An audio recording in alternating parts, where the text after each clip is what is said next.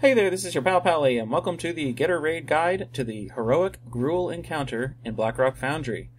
What a grueling fight this is. It's a pretty straightforward fight. Mostly tanks are responsible for the big pieces of this. And your heals and DPS just take some stuff to the face. The main mechanics of this fight are Inferno Slice, Petrify, Overhead Smash, and Crumbling Roar. Inferno Slice is definitely the biggest one of this whole fight. This is a shared slash plus a fire damage dot that will hit harder and harder as you take more stacks of the dot. There are 6 of these slices before transition phase, and really you just have to sort of stack up, share the slice, and alternate which groups take the slice.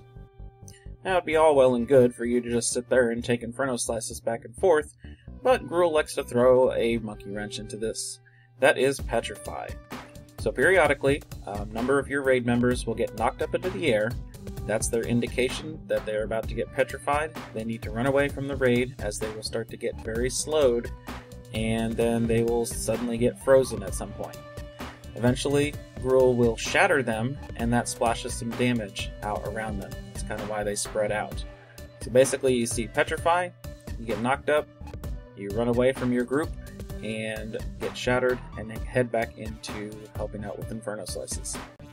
As if Petrify wasn't enough to mess up your stacking, Gruul will also do an Overhead Smash.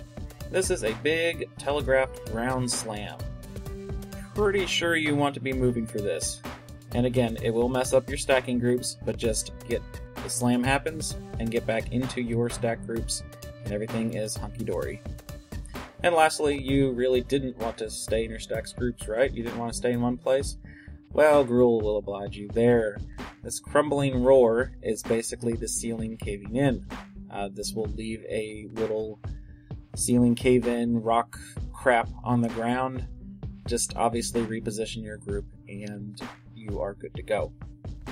So that's it for the main mechanics.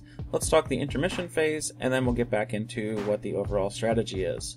So in the intermission, he simply gains some hastes, and he'll start doing Overhead Smash over and over and over again.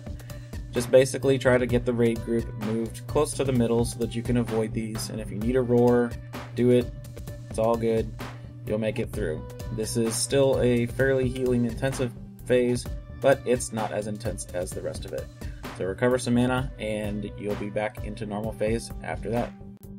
So heading back into normal phase, we must simply talk about those tanks.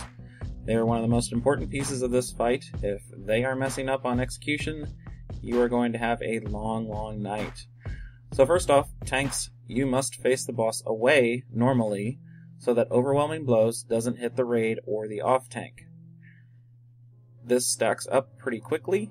You will probably be taunting at around 10 or so stacks. Be ready for the end of that, it's going to be pretty nasty. So as you may have seen from a couple bits of this video so far, we are taunting the boss when Inferno Slice is coming up in order to have the groups share it. You can see we have an X group and a square group over here. Again, they have to be alternated or else the Inferno Slice is probably going to kill the group. So just simply move to whichever group that needs to take the slice next, and taunt at the appropriate time. Realize as well that you as the tank are going to be getting extra stacks of this Inferno Slice dot and will be taking subsequently more damage. When you get to the third one, probably going to want to pop some sort of major CD and then go on to be tanking the boss. This is a critical piece of strategy. You can get around this in a few different ways if you want. You can have the main tank taunt at earlier stacks of Overwhelming Blows, only share 2 slices and go back and forth, do that kind of thing. But Overwhelming Blows is a fairly long debuff. It's about a minute, so that kind of dictates how you mess with the Inferno Slice. So that's about it for what the tanks need to be doing.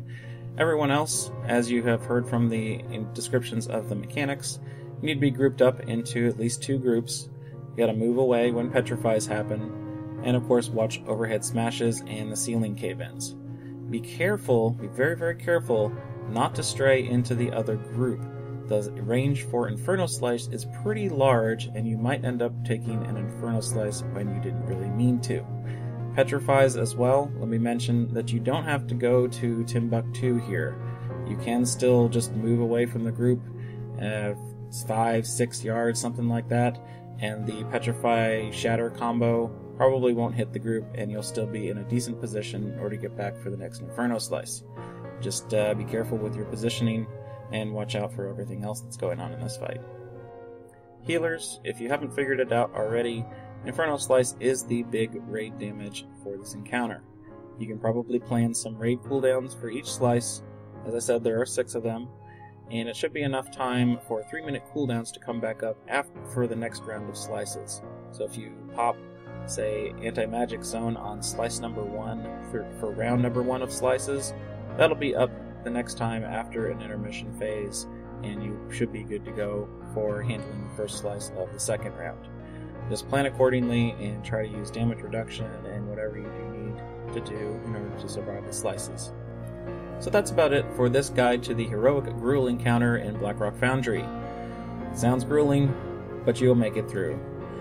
Tanks, get good at taunting off for Inferno Slice, alternate groups to take the slice. Raid members, stack up in your 2 groups and move away for Petrifies and Smashes and Ceiling Cave-ins. Healers, plan some CDs for Inferno Slices and get through the intermission phases with all of those smashes. Thanks everyone for watching. Please comment, like, or subscribe to the video if you found it helpful, and have a good one!